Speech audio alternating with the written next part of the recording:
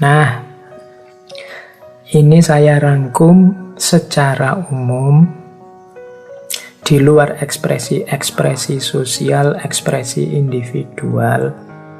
Batinnya seorang yang toleran itu isinya paling tidak 4. Yang pertama, menghormati.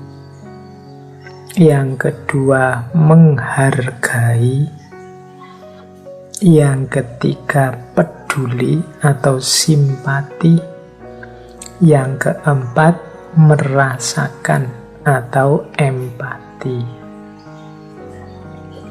Ini juga level-level. Yang pertama, menghormati. Menghormati itu mungkin bahasa Inggrisnya respect.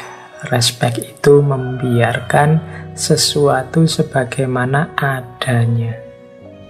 Nah, ini menghormati. Jadi pertama-tama batin kita menghadapi perbedaan itu harus mau hormat, mau menerima sesuatu sebagaimana adanya. Karena kalau kita tidak mau menerima yang berbeda sebagaimana adanya, itu yang berat justru diri kita sendiri.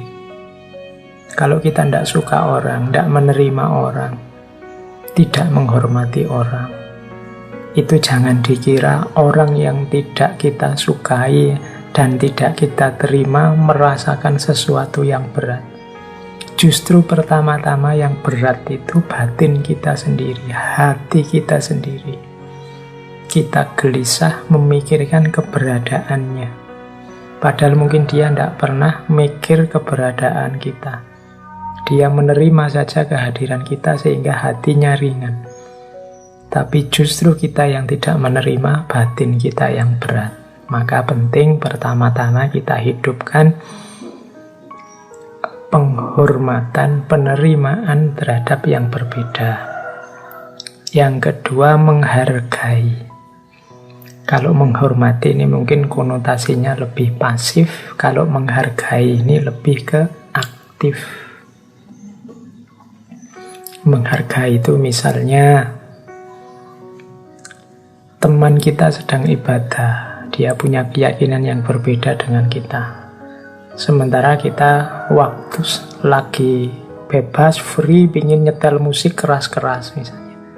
Oh enggak lah, kasihan temanku yang sedang ibadah. Nanti kalau saya nyetel musik keras-keras dia terganggu. Itu menghargai. Ada unsur aktifnya. Ya meskipun kadang-kadang orang dianggap sama saja menghormati dan menghargai. Tetapi menghargai ini ada unsur aktifnya. Jadi penerimaan tadi diwujudkan dalam tindakan-tindakan, mungkin kata-kata, mungkin perbuatan. Nah, ini sejenis penghargaan. Ada wujudnya penghormatan tadi dalam bentuk penghargaan. Yang ketiga, simpati.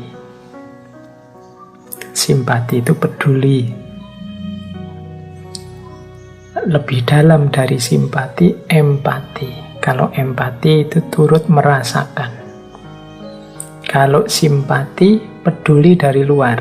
Kalau empati, turut merasakan sampai dalam. Misalnya, ada saudara kita sedang sedih karena habis broken heart, diputus oleh pacarnya.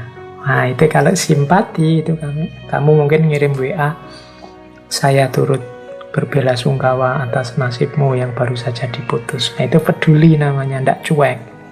Di bawah simpati itu cuek. Peduli amat kamu diputus apa ndak. Aku sendiri juga ndak pernah punya pacar kok. Nah, itu berarti di bawah simpati. Kalau simpati itu ya meskipun kamu ndak ngalami, kamu ikut menyatakan peduli.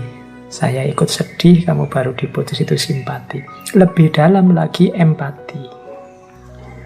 Empati ini bahasa lainnya transposisi. Jadi engkau memposisikan dirimu di posisi temanmu yang alami.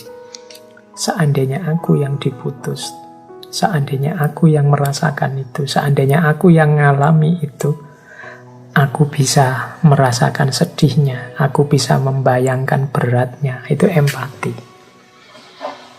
Ada yang bilang untuk bisa mengempati itu kita harus punya pengalaman yang mirip, yang sama. Seandainya aku punya pendirian, punya keyakinan kebenaran, kemudian dipaksa untuk mengakui kebenarannya orang lain, betapa galaunya aku. Maka aku bisa merasakan kesedihannya saudaraku itu. Itu namanya empati. Tidak sekedar melihat dari luar, tapi turut merasakan di dalam. Seandainya aku dicaci maki, dilecehkan keyakinanku seperti itu, maka aku bisa merasakan betapa sakitnya hati, betapa down-nya mental. Nah, itu namanya mampu empati.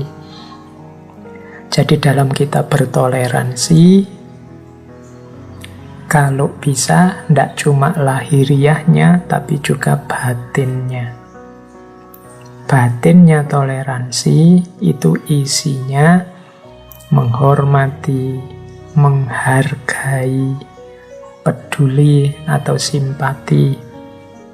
Dan yang keempat, merasakan atau empati. Jadi ini kualitas-kualitas batin yang hendaknya kita hidupkan dalam rangka kita menjalani hidup bersama yang lain yang berbeda, atau dalam rangka bertoleransi. Baik.